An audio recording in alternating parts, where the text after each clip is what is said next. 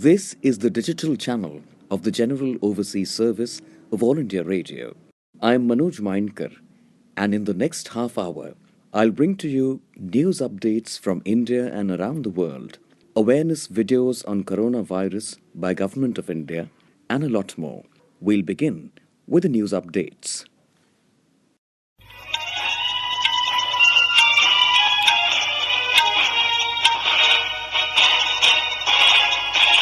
This is the General Overseas Service of All India Radio. Namaskar. The news snippets. Talks between India and Nepal took place in Kathmandu today on the progress of India-assisted projects in the Himalayan nation. The talks assume significance after the Nepalese Prime Minister's telephonic discussions with Prime Minister Modi. India is involved in several infrastructure and social projects in Nepal. 3 security force personnel were killed in a terrorist attack in Baramulla district of Jammu and Kashmir. A hunt has been launched by the police. Pakistan violated the ceasefire agreement in Nowshera sector along the line of control in Jammu and Kashmir.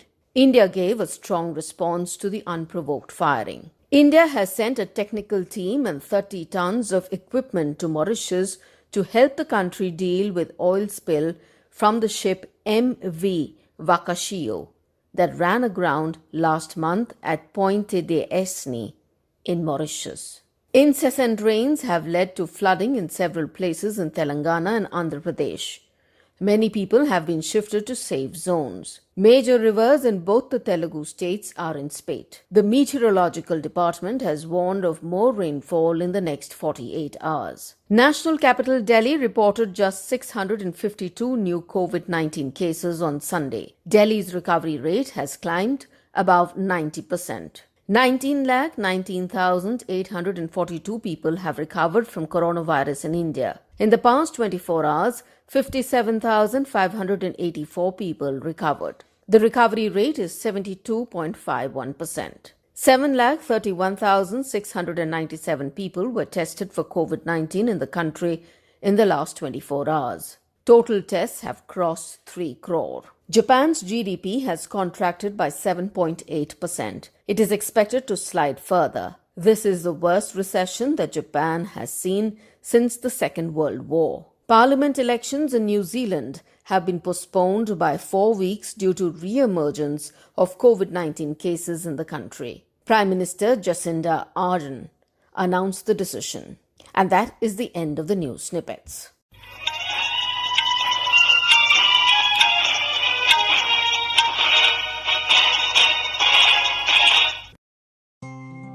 The General Overseas Service of All India Radio presents Heartful Conversations. We bring to you renowned speakers from around the world, motivating you towards a positive and a vibrant life. Today we have with us Dr. Krishnamurthy Jayanna, who is a public health specialist and a researcher. His interests revolve around quality of care, quality of life, and well-being amidst others. Dr. Jayanna will be speaking on integrated well-being. Let us know more about integrative well-being lifestyle to enhance the quality of life. The whole world is facing the COVID-19 pandemic. In just about 6 months, more than 13 million cases across 200 odd countries and more than close to 600,000 deaths. It is unprecedented. And the roots of it, lifestyles, emerge as an important issue for discussion, for reflection, and course correction. Let's explore it a little bit in depth today. Before diving into the lifestyles directly, let us look at the WHO definition of health.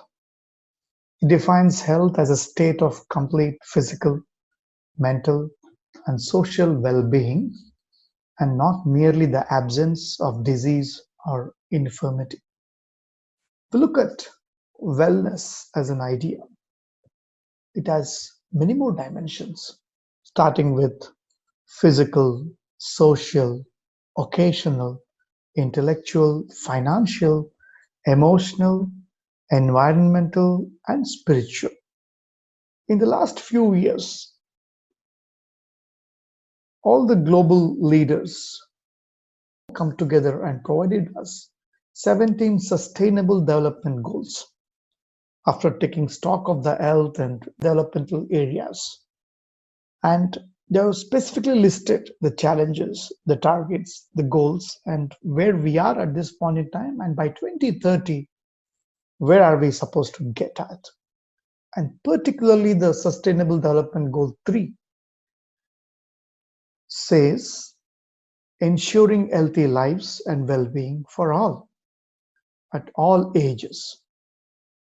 Earlier, the Millennium Development Goals talked about reducing mortalities or saving lives. Now the well-being is also added. In a good number of programs, in a good number of geographies, mortalities continue to be a cause of concern. So saving lives as well as enhancing well-being, quality of life become important. At this time, when health and well-being both are being focused, each of us individually and collectively, can we explore, are we enjoying the best of health and well-being and quality of life? Is there lifestyle somewhere that relates to poor quality of health, well-being? Non-communicable diseases, namely hypertension, stroke, cardiovascular diseases, diabetes, cancers, mental health issues, all are roots in lifestyle. Well, non-communicable diseases like hypertension, diabetes are directly related to lifestyles. Even a pandemic such as COVID-19 has got roots in lifestyles. Think of it, in just about 6 months, if this has to grow to such a large scale, what are the various lifestyle aspects that come to our mind? There's work, there's travel, there is urbanization, the globalization, deforestation, human-animal interface. Particularly, it's relevant to us, how lifestyle results in stress, how they affect immunity, and predisposes us to various health-related risks, be it communicable or non-communicable diseases. Lifestyle medicine itself is an evolving science. Particularly, there's a lot of understanding of nutrition, balanced diet, micronutrients, how diets play a role as a part of lifestyle on health. We aren't really adhering to the required norms. For example, balanced diet, the macronutrients like carbohydrates, fats, and proteins, and the micronutrients, vitamins, minerals, they all have to be in sufficient quantities for an average adult like you and me.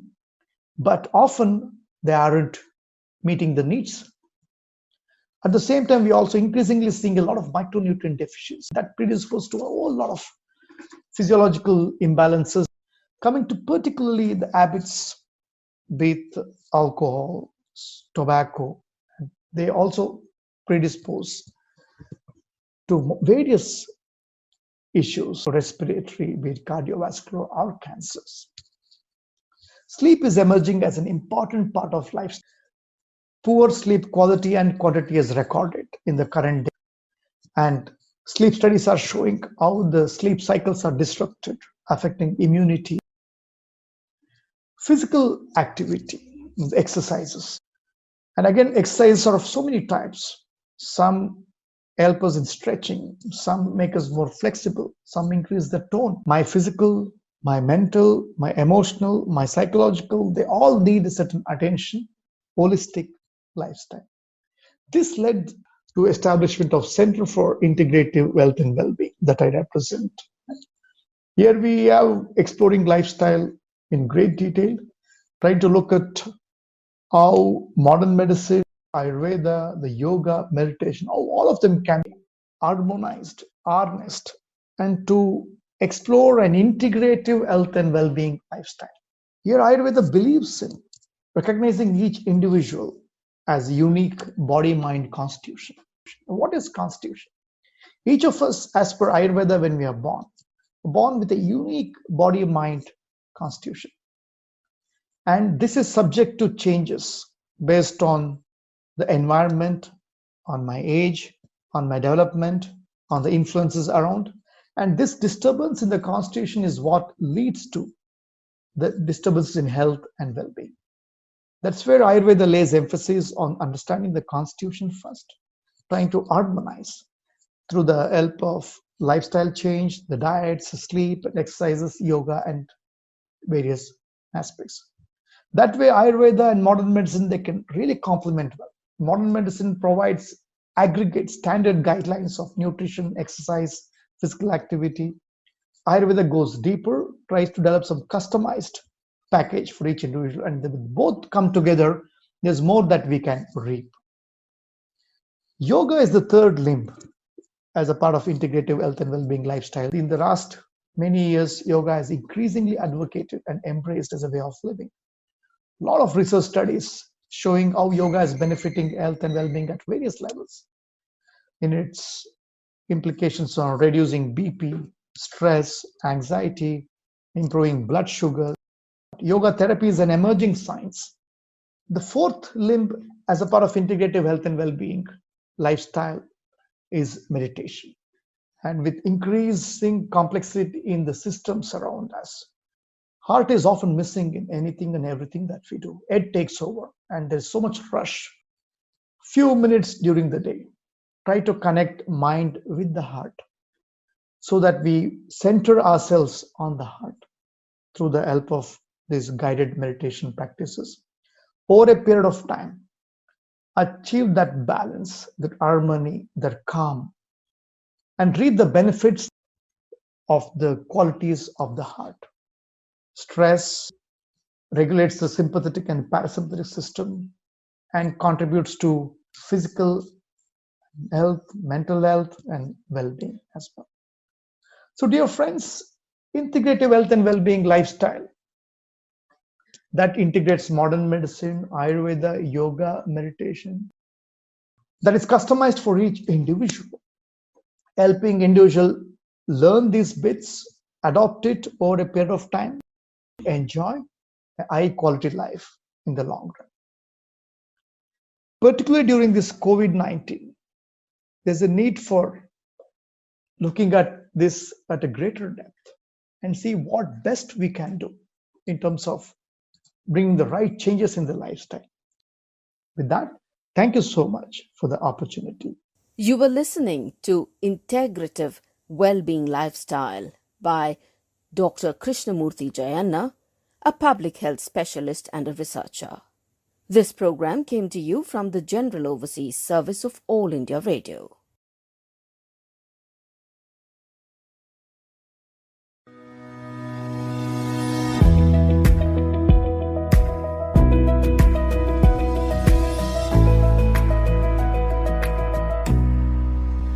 You are with us on the General Overseas Service of All India Radio. We now bring you today's commentary. Prime Minister stresses for self-reliance in his Independence Day address. It is scripted by Padam Singh, AIR news analyst, and read by Kaushik Rai. Prime Minister Narendra Modi, in his address to the nation from the ramparts of the Red Fort on 15th of August 2020, said, "We shall be entering into the 75th year of our free existence. This is a momentous occasion. All 130 crore Indians have to make significant pledges for the coming 2 years. When we complete 75 years of our freedom, we will be able to celebrate the redemption of those pledges. Our forefathers fought for this freedom with extreme commitment, utmost integrity, sincere penance, renunciation and sacrifice. We should never forget the way they laid their lives for Mother India. We should never forget that during this long and dark ages of slavery, not even a moment was lost when they were not moved by the desire for freedom," Prime Minister said. Under the leadership of Bapuji, the great national awakening accompanied by mass movements gave a new impetus to the struggle for freedom. And so today we are blessed to be able to celebrate our Independence Day with such fervor. In the entire world, in its war for independence, India kept marching with its head high and its strength of unity and collectively the resolve for its bright future, its commitment and inspiration. Mr. Modi said in the midst of the corona pandemic, 130 crore Indians pledged themselves to become self-reliant. Today, self-reliance is etched in the minds of every Indian. We are also witnessing the realization of that dream of self-reliant India Atmanirbhar Bharat. Self-reliant India is not just a word, it has become a mantra for 130 crore countrymen. We are just one step away from the 75th anniversary of independence. It is essential for a country like India to stand on its own and to become self-reliant. Prime Minister expressed his full faith that India will realize this dream. The reason for this is the strength of the country's citizens. Prime Minister felt proud of their talent. He also expressed his confidence in our youth and the country's unparalleled women power. History is witness that whenever India resolved to do something, it does. Mr. Modi said India has always followed the adage, whole world is one family. Vedas say, Vasudhaiva Kutumbakam, and Vinobaji used to say, Jai Jagat, that is, hail the world. Therefore, the world is one family for us. So, alongside financial development, mankind and humanity should also get importance, and we follow this dictum. Today, the world is interconnected and interdependent, so it is the need of the hour that a vast country like India should increase its contribution to the world economy. It is also India's duty towards world welfare. If India wants to increase its contribution, then she herself will have to be empowered. She will have to be self-reliant or Atmanirbhar. We must make ourselves capable of contributing towards world welfare. If our roots are strong and we are capable enough, we will be able to take steps towards world welfare. The Prime Minister in his Independence Day address said our country has plenty of natural resources. The need of the hour is that we should start value addition of our natural resources and human resources for taking the country to new heights. He pondered, how long shall we continue to export raw material to the world? How long will the process of exporting raw material and importing finished goods continue? We will have to become self-reliant soon. We will have to resort to value addition of our capabilities as per the world's requirements. That is our responsibility. Our strength is the strength of self-reliance in agriculture. Value addition is also necessary in this sector. Our farm sector needs to evolve in line with requirements of the world. Value addition is required for our farm sector. The country is taking several new initiatives. We have opened up the space sector. The youth of the country is getting opportunities. When India becomes powerful in the space sector, neighboring countries also get its benefits. If we become powerful in the energy sector, India can help those countries that want to dispel their darkness. When the country's health infrastructure becomes self-reliant, then India becomes a preferred country as a destination for health tourism. Therefore, it is necessary to see to it that Make in India products get appreciated in the world. History is a witness to the fact that there was a time when the products made in our country by our skilled manpower were used to get appreciated all over the world, said the Prime Minister in his address. That was today's commentary. Prime Minister stresses for self-reliance in his Independence Day address. It was scripted by Padam Singh, AIR news analyst, and read by Kaushik Rai.